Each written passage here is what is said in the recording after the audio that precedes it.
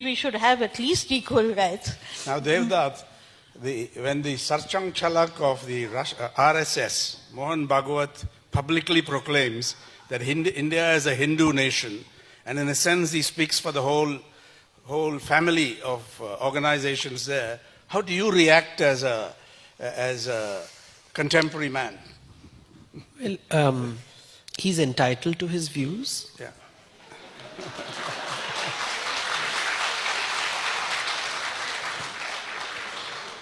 That's the divide, is it? No, and see, people are entitled to their views. I think in any fair society, people can say, even if you tell me something most absurd and ridiculous, is this absurd? I'm going to pin you down on this. Is this absurd and ridiculous? You see, because say what the Constitution says, what this man says. I thought we were having a conversation. Yes, but a conversation is also, it tries to ask searching questions. So long as you allow me to ask you searching questions. I'm only a moderator. You can ask, but I'm only a moderator. I'm trying to get this. Yeah. You see, we give people authority and we give people importance. We assume their authority and we assume their level of knowledge, because it makes good newspaper reading. Yeah?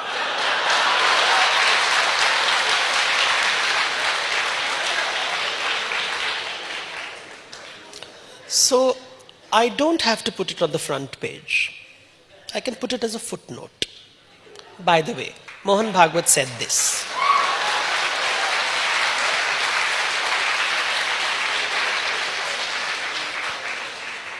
But that doesn't sell newspapers.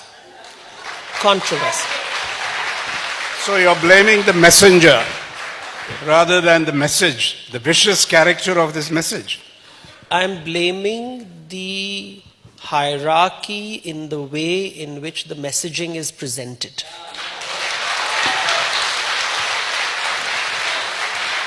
But you yet to disclose your position on what I asked you about. I'm willing to answer. Well, I'm going to ask Laila the same He's thing. entitled to his view, but it is the thing is, until 1828, the word Hinduism did not exist.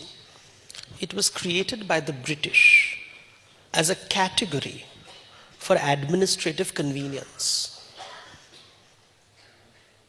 And the RSS themselves sometimes use Hinduism as a religion and sometimes as a geographical location. So if you go to Israel, whether you're Hindu or Muslim, you are called Hind. Yes. Because Hind we are called the Hindu. No, so the Hindu can be seen at different levels. I'd like to see that there is a generosity in his language. Maybe. Okay. How do you look at the position of women? What religion, the impact of religion on what the Constitution promises, equality, gender equality for all religions? Yeah, I think all religions. It's a no-brainer. When my mother divided her property, it was divided equally between me and my two sisters. I believe that women have equal rights. I also believe gay people and lesbian people have equal rights, but the very same constitution denies them that.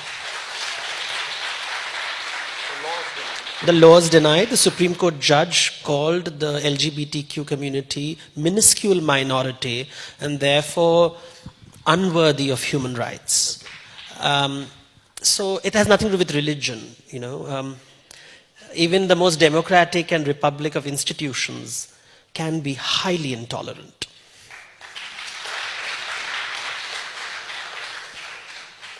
So, the question is this, this is how I'd formulate it. When evidence was asked about Ram temple there, Advaniji, who I think has tremendous experience in this, said, don't look at evidence, look at faith. Yeah. So what is the value you would place on the faith especially when two faiths conflict. Faith meaning Belief of yeah. people among the masses. Faith is important for many people. When you have nothing going for you, it is faith that sustains you. So As that, against evidence. well, you don't get evidence for everything. Many children don't really know who their parents are. We assume that our parents are telling us the truth. Well, DNA. I'm not going to ask my father and mother, please show me DNA that you're my parents. I mean, that is the end of a relationship. But the fact is, life is based on faith and assumptions. I trust you with my money. I trust you with my, we trust the state, my bank with money. Science. Now, you saw that during the last Science Congress, you had all kinds of bizarre presentations and papers presented. I remember one gave a very detailed description of aircraft 2,000 years ago and so on. Now this happened after a political change happened in Delhi. It's not a coincidence. Maybe there's some crackpots who presented papers earlier, but this assumed a critical mass. To the extent that Venki Ramakrishnan recently went on record to say, I'm not going to the circus, the Indian Science Congress, which has a very venerable past and pedigree. So where does science come into this business of religion, faith, trust, believe people? So where does it come in? I think science has been presented as a religion. Because science deals with facts, measurements, and evidence. It doesn't deal with truth. Truth is a religious word. Whose truth? Which truth? Truth according to which religion? Exactly. That's mythology. Welcome. Yeah.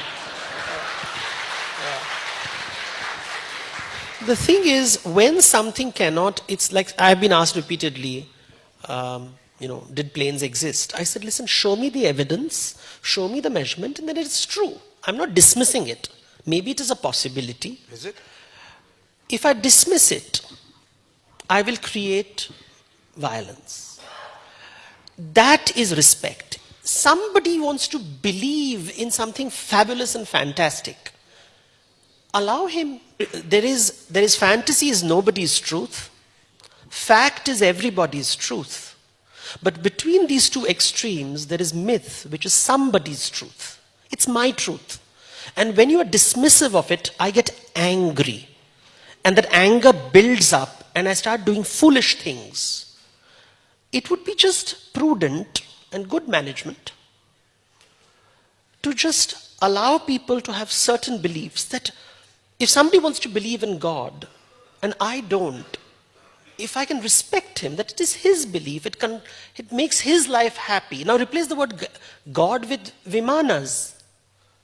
He believes that it makes him happy. How is it hurting me? Nobody objects to it. If you know how to, I think we have now decided to sensationalize the world, and you know a lot about sensationalization.